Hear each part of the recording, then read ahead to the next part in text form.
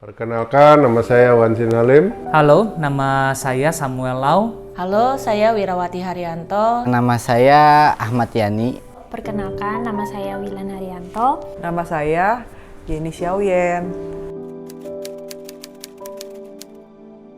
Umur 50 tahun, sudah menjadi orang tua mulai tahun 94. Saya udah menikah dengan suami saya 27 tahun. Saya umur 32 tahun. Saya sudah menjadi ibu rumah tangga 14 tahun. Saya sudah 20 tahun dalam bahtera pernikahan. Umur saya 31 tahun.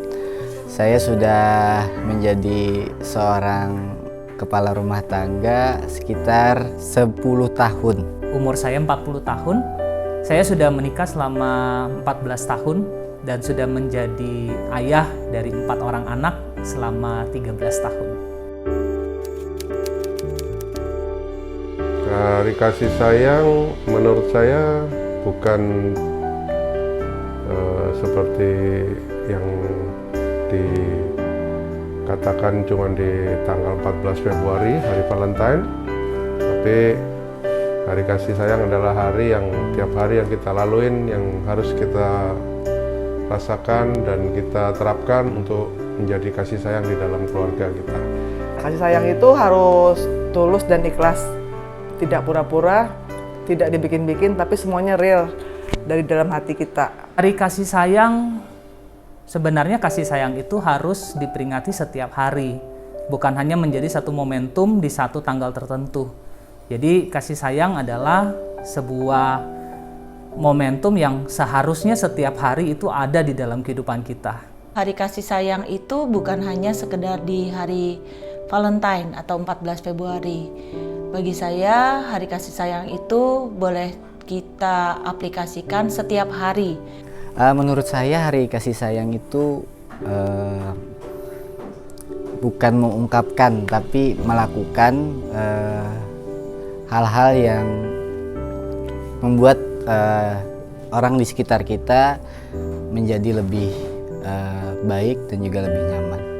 Hari kasih sayang itu cuman, kalau sekarang sih cuman hari spesial gitu loh, buat mengungkapkan kasih sayang yang lebih gitu. Pertama dalam bentuk perhatian, karena selain harus diperhatikan dan juga kita harus menjaganya agar orang-orang yang kita sayang itu merasakan apa yang kita kasih ke mereka. Menunjukkan kasih sayang yang terbaik adalah dengan tindakan, dengan perbuatan, bukan dengan sekedar teori atau hanya dengan kata-kata manis, tetapi itu harus hadir dalam perbuatan yang nyata dari kehidupan kita sehari-hari. Kalau saya pribadi ya, cenderung tidak memanjakan, cenderung di dalam kasih itu tetap ada yang namanya didikan, tetap ada namanya nasihat, tetap ada namanya perhatian, nasihat, terutama hal-hal yang kadang-kadang kita lewatkan, yaitu hal-hal kecil, yaitu kebersamaan, di mana kita bisa spend time bersama, bukan karena makanannya enak, bukan karena kita bisa shopping dengan branded yang luar biasa, tapi mungkin makanannya cuma tahu tempe, tapi kebersamaan dan suasana daripada kita sebagai orang tua dan anak-anak yang ada di sekitar kita, mereka pun bisa merasakan yang namanya kehangatan. Kalau ada kesempatan, kita harus terus menyatakan cinta kita kepada orang yang kita sayangin. Karena waktu itu kan terus berjalan, kita nggak tahu sampai kapan waktu ada di dunia ini. Tapi yang satu yang pasti, kita harus terus memberikan cinta yang murni untuk pasangan kita, untuk anak-anak kita, untuk orang tua kita, untuk sahabat kita, untuk semuanya kita harus mencintai mereka dengan kasih yang tulus. Menurut saya ya, kasih sayang itu bukan hanya memanjakan, tapi mendidik.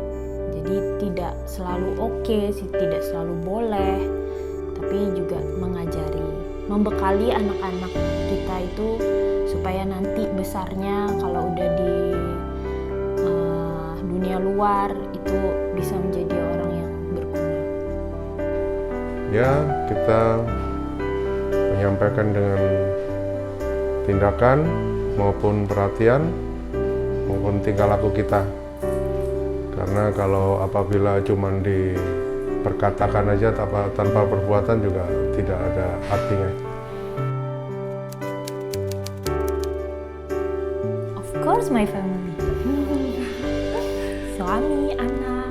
Orang paling berharga sebetulnya semua orang adalah orang yang paling berharga. Tapi ya orang yang paling dekat mungkin dari keluarga kita dulu. Orang tua kita, istri, anak-anak, baru menyusul yang lain. Untuk saat ini yang paling berharga pastinya keluarga. Baik istri, anak-anak maupun keluarga besar. Keluarga adalah bagian terpenting dalam kehidupan kita. Karena hanya keluarga yang bisa menerima kelebihan, kekurangan, keberhasilan, bahkan sampai kegagalan, semua ada di dalam keluarga. Yang pertama-tama orang yang paling berharga di dalam hidup saya itu adalah suami saya tercinta. Karena melalui suami saya mengerti apa itu yang namanya kasih sayang yang tulus. Bagaimana hidup itu harus benar-benar apa adanya, nggak dibuat-buat. Semuanya harus yang gimana ya? Yang murni dari hati. Itu yang saya dapatkan dari suami saya. Kedua, saya mengasihi orang tua saya. Terus saya juga mengasihi ketiga anak saya dan menantu saya. Ya, semua orang bagi saya adalah orang yang harus dihargai. Tetapi yang pertama kita harus pertama tetap orang tua, yang kedua istri, yang ketiga adalah anak, dan selanjutnya adalah teman-teman kita yang di sekitar kita.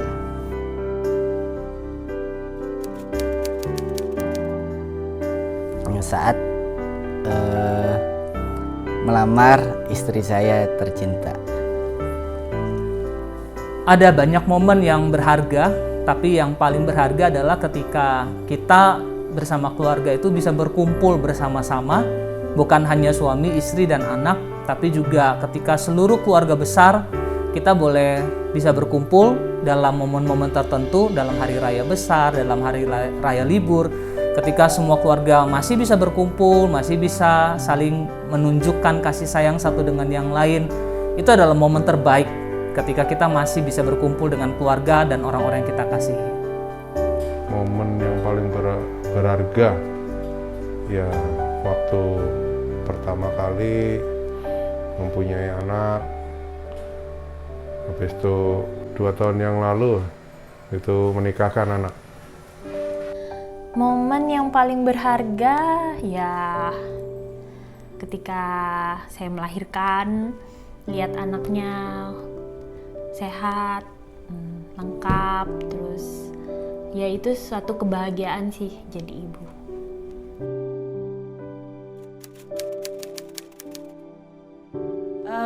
Untuk boleh menjadi jembatan di antara perselisihan tuh nggak gampang, ya.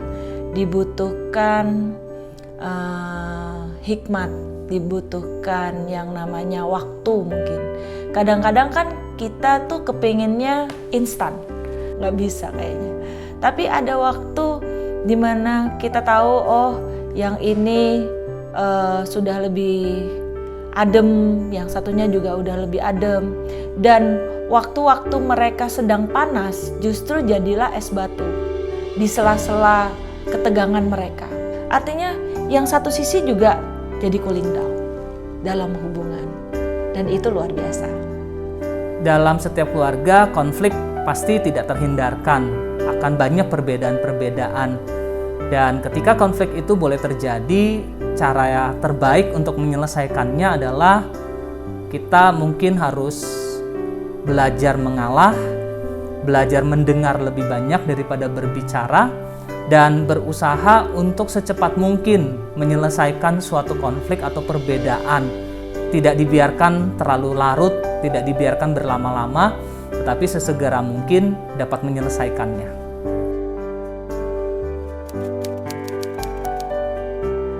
Ya, pesannya semoga dengan adanya penyakit pandemi yang ada ini, kan parents otomatis banyak berkumpul dengan anak-anaknya. Mungkin, nah itu adalah kesempatan kita untuk memberikan kasih sayang yang lebih dan memperhatikan pertumbuhan anak kita.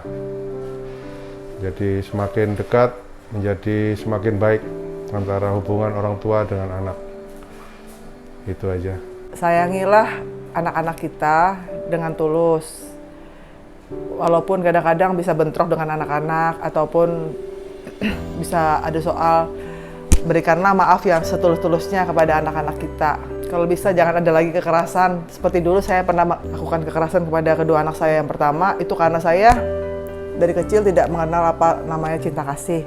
Setelah saya mengalami cinta kasih, merasakan apa itu kasih sayang, saya juga beda dengan anak saya yang ketiga karena saya juga bisa memberikan yang cinta yang tulus kepada anak saya. Pesannya sih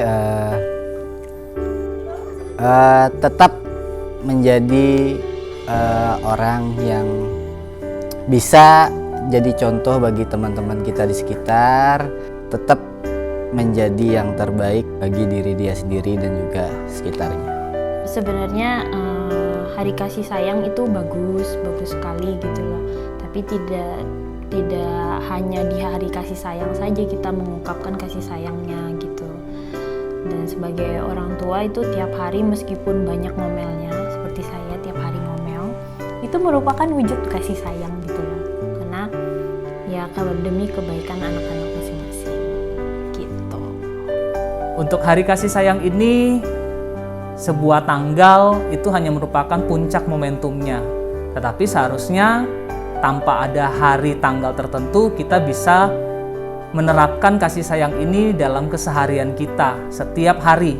Dan hendaknya kasih sayang itu adalah sebuah tindakan nyata, sebuah perbuatan yang bukan hanya kita lakukan dengan teori atau dengan kata-kata yang manis saja.